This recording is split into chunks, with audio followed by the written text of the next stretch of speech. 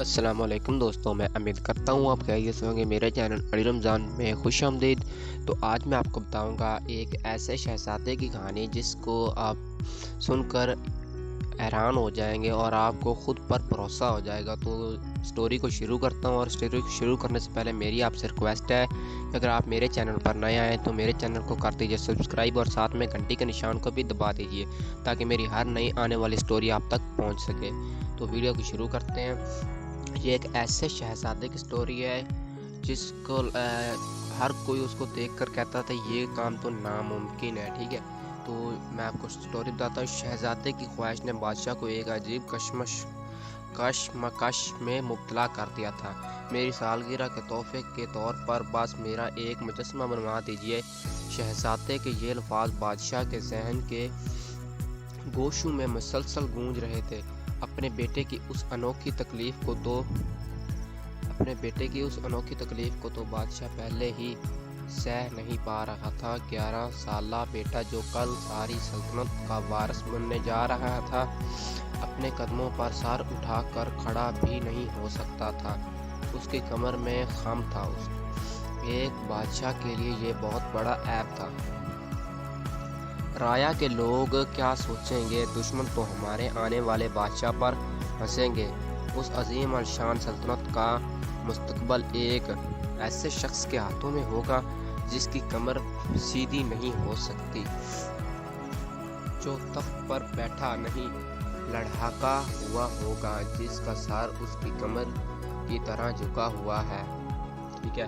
تو کیا سوچ رہے ہیں آپ بادشاہ سلامت، ٹھیک ہے۔ میں نے بہت بڑا فرمائش کر دی ہے۔ شہزادے کی آواز نے بادشاہ کی خود کلامی میں مداخلت کی۔ بادشاہ دل ہی دل میں اپنے بیٹے کی بے بسی پر کڑ رہا تھا۔ شہزادے کی خواہش پر وہ کچھ بھی کر گزرنے کو تیار تھا، لیکن اپنے بیٹے کا مجسمہ بنا کر اسے دنیا کے سامنے شرمندہ نہیں کرنا چاہتا تھا۔ اپنے کمر خیتہ بیٹے کے مجسمے کا تصور کر کے ہی اسے دل میں تکلیف محسوس ہوتی تھی۔ دوسری طرف وہ شہزادے کی خواہش کو رد بھی نہیں کر سکتا تھا۔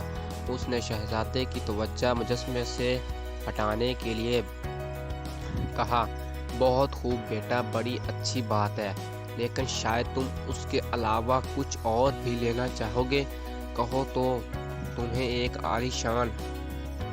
مجھے صرف اپنا مجسمہ ہی چاہیے۔ شہزادے نے بادشاہ کی بات پوری ہونے کا انتظار کیے بغیر فیصلہ کن انداز میں کہا۔ بادشاہ اپنے بیٹے کا مذاق بنتے ہوئے دیکھنا نہیں چاہتا تھا، اور میں یہ بھی چاہوں گا کہ یہ مجسمہ میرے کمرے کی کھڑکی کے ساتھ باغ میں لہکا باغ میں لگایا جائے تاکہ میں صبح شام اس کو دیکھ سکوں، ٹھیک ہے۔ لیکن دیکھنے والے اسے دیکھ کر کیا سوچیں گے؟ کیا وہ میرے بیٹے کا تماشا ہی نہیں بنا دیں گے؟ بادشاہ کے دل میں سوچ کا شور تھا، ٹھیک ہے۔ اور ہاں، بادشاہ حضور، شہزادے نے بڑے پر اعتماد انداز میں کہا، میرا مجسمہ ویسا نہ بنوائیے گا جیسا میں اس وقت ہوں۔ اس مجسمے کو اس طرح بنوائیں جیسا میں خود کو دیکھنا چاہتا ہوں۔ کیا مطلب ہے بیٹا؟ بادشاہ خود حیرت کا مجسمہ بنے کھڑا تھا۔ جی ہاں بادشاہ سلامت، میرا مجسمہ میری موجودہ کمزوری، خامی اور بے بسی کا آئینہ اور ادھر ہے تھوڑا سون اور نہیں ہوگا، بلکہ میرے آنے والے شاندار کل کی ایک روشن تصویر ہوگا۔ اس مجسمے میں میری کامیابی، اعتماد، وقار کی جھلک ہونی چاہیے۔ کیا آپ اپنے بیٹے کو ایسا نہیں دیکھنا چاہتے؟ میرے بیٹے کے منہ سے یہ الفاظ سن کر بادشاہ کی آنکھوں میں آنسو آ گئے۔ شہزادے کی موجودہ بے کسی اور اس کے خوابوں کے درمیان اتنے بڑے فرق کو دیکھ کر وہ اندر سے غم زدہ ہو گیا، تاہم بیٹے کی محبت کے سامنے اس نے اپنے اندر اٹھنے والے بے شمار سوالات کو دبا دیا۔ بادشاہ نے مجسمے کی تیاری کا حکم دے دیا۔ کچھ عرصے بعد شہزادے کے کمرے سے باغ کی جانب کھلنے والی کھڑکی کے سامنے شہزادے کا ایک شاندار مجسمہ آویزاں کر دیا گیا۔ روشن شخصیت، چست جسامت، بولتی ہوئی آنکھیں، پر وقار چہرہ، چوڑی پیشانی، کشادہ سینہ، تنے ہوئے کندھے اور سیدھی کمر، گویا مجسمہ تھا کہ جیسے بھی قدم اٹھایا اور چلنے لگے گا۔ شہزادے نے مجسمے کی طرف ایک نئی امنگ سے دیکھا، ایک ایسے تصور کو جو عرصے سے اس نے خود کے بارے میں اپنے دل میں چھپا کے رکھا تھا، اسے سامنے پا کر بے حد خوش تھا۔ میں ایک دن تمہاری طرح سر اٹھا کے جیوں گا، شہزادے نے بڑی مشکل سے مجسمے کی آنکھوں میں آنکھیں ڈال کر پرعزم لہجے میں کہا۔ اس کا یہ عزم گلے کی سالوں تک اس کے عمل میں جھلکتا رہا، اور ہر روز شہزادہ صبح سویرے اٹھتا، مجسمے کے سامنے خمیدہ کمر کے ساتھ جا پہنچتا، پرعزم نگاہوں تک چلا جاتا۔ اس عمل میں اس کا پورا بدن تکلیف سے لرز جاتا۔ کئی مہینے اور سال گزرتے رہے۔ شہزادے کے آس پاس موجود لوگ ہر روز اس بے ثمر مشقت کے گواہ بنتے رہے۔ بہت سے لوگوں نے اس کی ہمت توڑنے کی بھرپور کوشش کی۔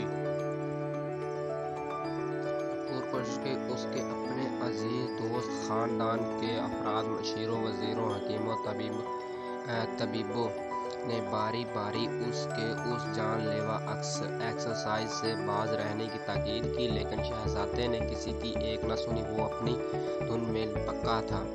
اس کی آنکھوں میں بینتے خوابوں نے اس سے آرام سکون چھین لیا۔ اعتماد اور وقار کی جھلک ہونی چاہیے۔ اس کی خواہش شدید اور ارادہ مضبوط تھا۔ لوگوں کے طعنے، حوصلہ شکنی، تنزیہ، کہکے اور ترچھی نگاہیں اس کے عزم کا راستہ روک نہیں پائی تھی۔ تاہم یہ بھی سچ ہے کہ پچھلے 5 سالوں کی کوشش بظاہر بے فائدہ ہی تھی۔ شہزادہ دیکھنے میں ابھی بھی ایک جھکتی کمر والا ضعیف لیکن عمر میں 16 سال کا نوجوان بن چکا تھا۔ اس دوران شہزادے کے چہرے پر کسی نے بھی تکلیف، بے بسی، بے وقتی کا تاثرات نہیں دیکھے۔ یہ الگ بات ہے کہ تنہائی کے لمحوں میں اس کی خود کلامی بڑی دردناک ہوتی تھی۔ یا اللہ، میری تقدیر کب بدلے گی؟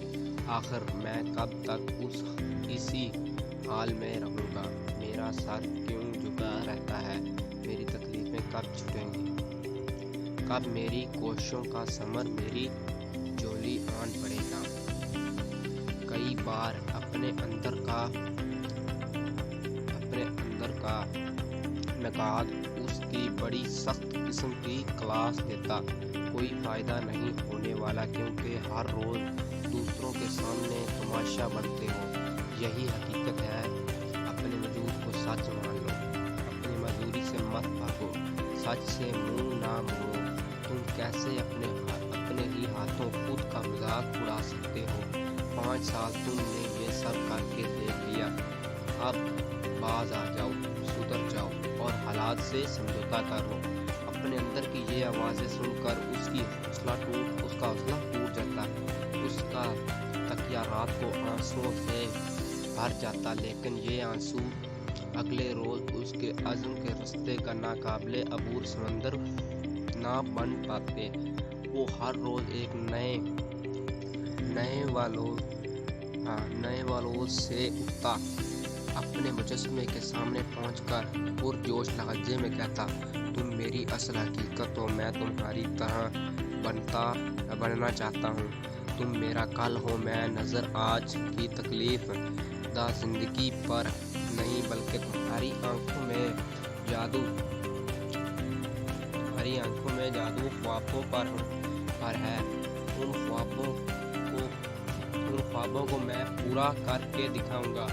میرا تم سے وعدہ ہے، میں آج کے سچ کو نہیں مانوں گا، میں سمجھوتا نہیں کروں گا، میں آخری دم تک لڑوں گا، اپنی بہترین کوشش کروں گا اور مجھے یقین ہے جیت میری ہوگی۔ ٹھیک ہے، خدا کرے ایسا ہو۔ شہزادے کو اپنے پیچھے کھڑے بادشاہ کی آواز سنائی دی۔ بادشاہ نے شہزادے کو بوسہ دیا اور کہا، مجھے تم پر یقین ہے، ایک دن ایسا ضرور ہوگا۔ میں آپ کی سلطنت اور شان و شوکت کا مذاق نہیں بننے دوں گا۔ آپ کا بیٹا دشمن آنکھوں میں سر اٹھا کر دیکھے گا، دشمن کی آنکھوں میں سر اٹھا کر دیکھے گا۔ آپ کی سلطنت کو ایک بے عیب شہزادہ ملے گا۔ ٹھیک ہے، ملے گا، یہ میرا آپ سے وعدہ ہے۔ شہزادے نے اپنے باپ کو گلے لگانے کی کوشش کرتے ہوئے کہا۔ حوصلہ افزائی کے جملوں میں اور تنزیہ کہکوں کے سنگم میں شہزادے کو پورا دن گزرتے رہے۔ وہ ہر روز اپنے آپ کو پچھلے دن کی نسبت تھوڑا سا اور تیز کرتا، ذرا اور تکلیف سہتا۔ خود کو سیدھا کھڑا کرنے کی مشق اس کی برداشت کی آخری حدوں کا امتحان ہوتی۔ کئی بار وہ ناقابل برداشت درد کی وجہ سے بے ہوش ہو کر گر جاتا۔ آج کے بعد تو تمہیں اس خیال کو دل سے نکال ہی دینا چاہیے۔ ہوش میں آنے کے بعد پہلے لمحے میں حکیم صاحب نے اسے نصیحت کی تھی، ہم سب بھی یہی چاہتے ہیں شہزادہ حضور، لیکن مان لیجیے یہ ممکن نہیں ہے۔ شاہی حکیم صاحب اپنے تجربے کی روشنی میں بتا رہے تھے، لیکن انہیں یہ نہیں پتا تھا کہ شہزادے